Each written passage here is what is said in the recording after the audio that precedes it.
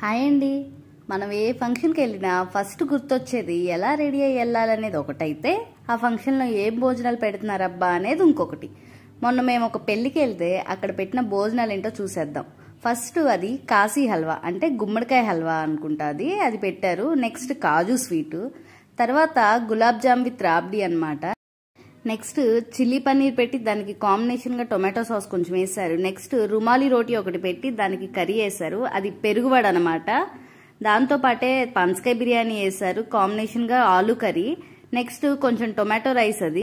ఇంకా నెక్స్ట్ మన white rice curry start అయిపోయినాయి. నాకు తెలియక పప్పు వస్తే వద్దని వేసాను, అయ్యో మిస్ అయిపోయాను అనుకున్నాను. నెక్స్ట్ క్యాబేజీ ఫ్రై, వంకాయ కర్రీ, మామిడికాయ చిన్న ముక్కల పచ్చడి, మష్రూమ్ కర్రీ, వడియాలు వేసారు. ఫస్ట్ కొంచెం ఆ మామిడికాయ పచ్చడి నెయ్యితో కలుపుకొని తింటే అబ్బా అనిపించింది.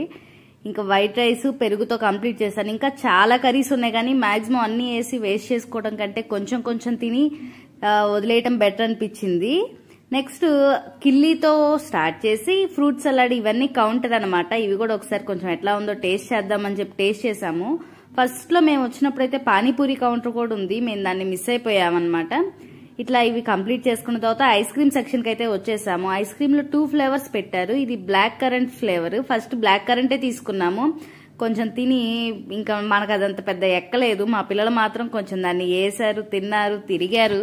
ఐస్ క్రీమ్ అంటే అది ఏ ఫ్లేవర్ అయినా పిల్లలకి ఐస్ క్రీమ్ అయితే చాలు. అది అలా ఐస్ క్రీమ్ లో సెకండ్ ఫ్లేవర్ కూడా టేస్ట్ చేసాం అనమాట. ఫ్రూట్ అన్నట్టు అది ఏం ఎక్కినా ఎక్కువపోయిన ఐస్ క్రీమ్స్ మాత్రం ఎన్నైనా ఎక్కుతాయి. భోజనాల్లో కూడా అన్ని వేసుకొని వేస్ట్ చేయడం కంటే కొంచెం వేసుకొని కావాల్సిన తిని వదిలేసేయండి. వీడియో నచ్చితే లైక్ చేసి సబ్స్క్రైబ్ చేసుకోండి. Bye bye.